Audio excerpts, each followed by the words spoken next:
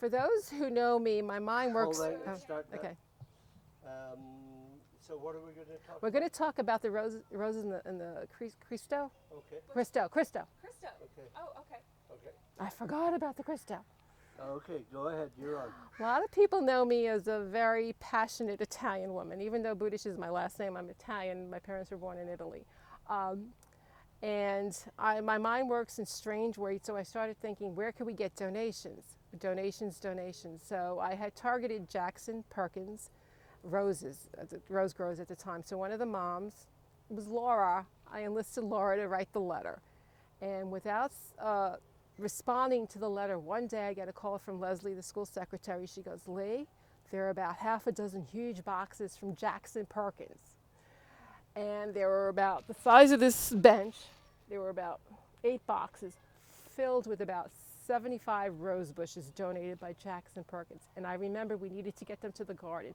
So I called the 5th graders. The 5th grade class came and they were so excited. They went to the office and 4 or 5 carried each box out to the garden. They were so proud of carrying these boxes of roses. And the roses are still today along the front of the garden and along the side.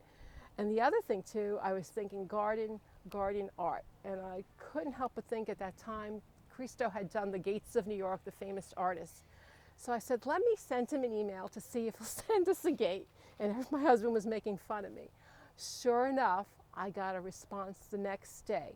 But they didn't give us a gate. What they did is they gave us a signed lithograph of one of his works, signed by the Cristo, of one of his future projects. So we had a signed lithograph that we were able to auction off and sell for about almost $1,000 just on a whim. So my mind was doing things like that, finding any idea that I had. You know, I was not afraid to get a no, but I usually got a yes, which was magical. So. Can you tell us about the letter from Al Gore? Okay. Actually, one of the people of the garden that I didn't mention was I was looking for someone to help us design the interior of the shed, and I had contacted a woman who was on TV, Linda Applewhite, who was an interior outdoor designer, and she came to the garden to help us design the shed. She had brought a friend with her, Margaret Tormé, and Margaret Tormé was the head of a huge public relations company in San Francisco, and she volunteered to help us with our public relations. She was a wonderful woman, and apparently, I didn't know this when we met her, but she had a daughter who went to Edna McGuire, and her daughter passed away in her teenage years, so she was really motivated to help us make this a better place. And she would say, Lee, think big. Whatever you do, think big. And I always took that to heart. And I said, think big. How big can I think? Well, I thought of Al Gore. And I contacted Al Gore and I told him about the wonderful things we were doing in the garden. And he was so moved by what we were doing that he sent a letter to the principal, Lisa Zimmer, just to congratulate us. And it was just a big boost. And a lot of people congratulated us. The Chez Panisse Foundation, Slow Foods, just everyone who heard about us was just sending us just goodwill. So it was really nice to get a letter from Al Gore just to validate what we were doing here. I mean, it was something else that big. Can't think of it. Do we have a copy of that letter? Yes. It's in Lisa's office. Okay.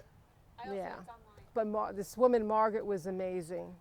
It was That's great. it was something else. I can't think. Well, if I think of it. 30 seconds, tell us how important it is for kids Okay. to have Okay. 30 seconds, that's How all you important it got. was for your kids. Okay. Yeah. Like this, okay? Yep. Okay. What's really important about having a garden, I would tell the kids, and I still do, it's like having a living textbook. There are places in the world where you open up a textbook and see a photograph of an iris plant or a persimmons tree or a kiwi, and kids have never seen these things. These kids at Edna McGuire and in Mill Valley since 1990 have seen all these things firsthand. They didn't have to read about it in the textbook. They come out here, and you cannot connect with the book like you do the land. It helps them. My kids grew up with the garden, and I know so many of the friends who did grow up in this garden as well, and they see things differently. They have an understanding of what it's like to see their food grow. They understand where it comes from. They understand how important it is to eat something that's not processed, and it stays with them forever. Good. I talk too much. No, that's fine, but that was your 30 seconds. That was my 30 seconds. Okay. That was good. I loved it.